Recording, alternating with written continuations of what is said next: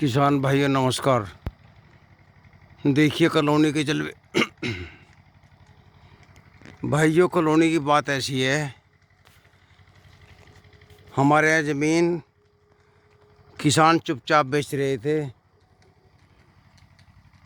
लेने वाला कोई तो 3 लाख रुपए बीघा पटा रहा था, को 5 या 6 लाख से ऊपर का रेट नहीं था। पहली कॉलोनी कटी 13.5 लाख रुपए बीघा को। बाहर की पार्टी एकदम ही ज़मीन ली, 14-15 बीघे, काम शुरू कर दिया। और भाइयों दूसरी कॉलोनी थी ये, 16,80,000 रुपये बीघा को एकदम बिकी। लोगों ने सोचा भाई कमाल कर दिया, बहुत महंगी ज़मीन होगी। ये करीब 40 बीघे ज़मीन है। इसके बाद में गांव में लहर आ गई, एकदम लोग जाग गए। किसी ने भी 14 लाख या 16 लाख से कम का सौदा नहीं करा किसी से। जो छोटे भैया थे उन्हें ज़मीन मिलनी बंद हो गई। इसके बाद में दूसरा बैनामा हुआ, तीसरा। पहला तो 13.5 लाख का, चौथा हो 1680 का, तीसरा हुआ 42 लाख का,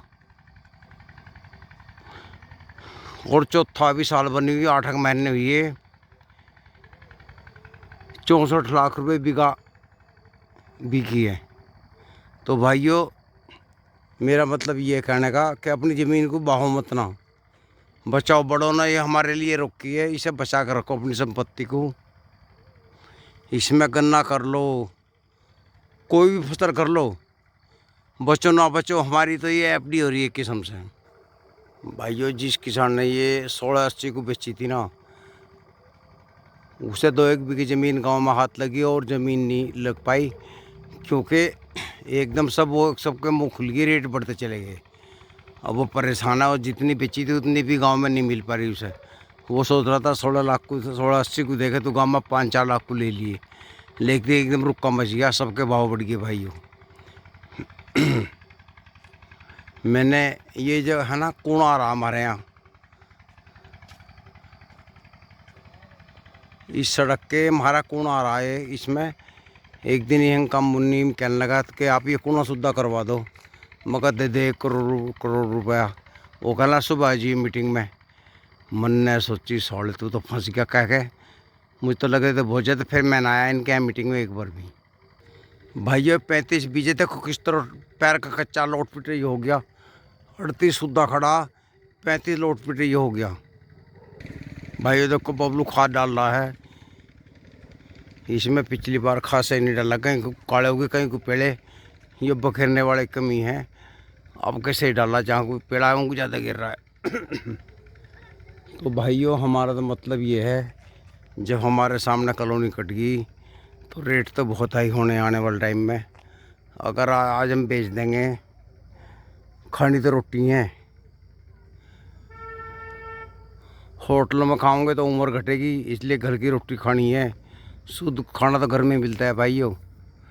हमने सोची भाई छोटा ट्रैक्टर भी ले लो, अब खेती शौक में करो, बचो ना बचो, कुछ घर बच जा, कुछ हम बाहर से कर लें। उलट पुलट करके टाइम कट रहा है, टाइम ही काटना भाइयों। भाइयों अपना हिल्ला लगे रहो, ठाली दिमाग शैताना करेगा, ठाली भी आदमी बेकार हो जा। हमने खेती करी है ना, हम खेती कर सकते हैं, इससे अलग दूसरा धंधा हमारे बस की नहीं, ना हम जानते ना कर सकते।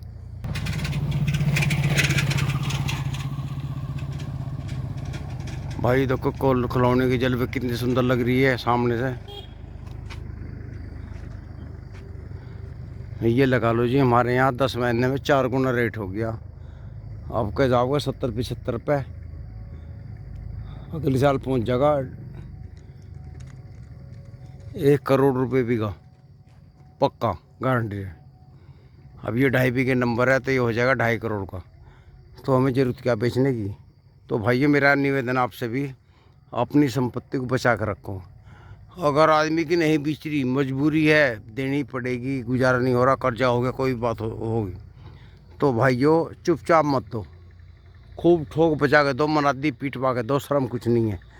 जब कंपटीशन होता है, जब भी ग्राहक ज़्यादा लगते हैं, एक सा बात करो, शुरुआत कर दो भैया मैं ज़मीन बेच रहा हूँ, तो फिर दूसरे कह दो, 4-5 जगह कह दो, तो आपके पास जब पार्टी आऊँगी, आप कहना भैया फलाना उतना दे रहा, तू बता कितने देगा। तो रेट बढ़ना शुरू हो जाएगा। कुछ भाई शर्म के मारे आदमी ज़मीन को चुपचाप बेच दें, पता जब भी लगता है बाद में, इससे शर्माना क्या। जब ओखली में सिर दे लिए मुझसे रखा डर, तो भाइयों बेधड़क होकर काम करो अपना, अच्छे रेट लो। मान लिया हम चुपचाप बेचने लगा 2.5 बीघे खेत को, तो लोग तो ये सोचेंगे तुम्हें 10 लाख में मिल जा। लेकिन अगर हम खूब गा बजा के देंगे ना, तो इसका भी बहुत मोटा पैसा मिल सकता है। तो भाइयों बिल्कुल शर्माओ ना, शर्माना कुछ नहीं। पहली बात तो बेचे मत ना। अगर लाचारी कोई आ जा तो बिल्कुल ना शर्माओ। बिल्डर पैसे लिए घूम रहे हैं जेब में, क्योंकि जिनका पैसा मान लो 600 की रेट तुम्हारे यहाँ 1000 रुपये बीघा का रेट मिल गया, हमारे यहाँ 2500 रुपये बीघा का, तो वो 1500 तो ब्लैक मनी होगी ना, उसे कहाँ छुपाओगे हम। तो भाइयों उसे आदमी बैग में रखकर फिर हो जा।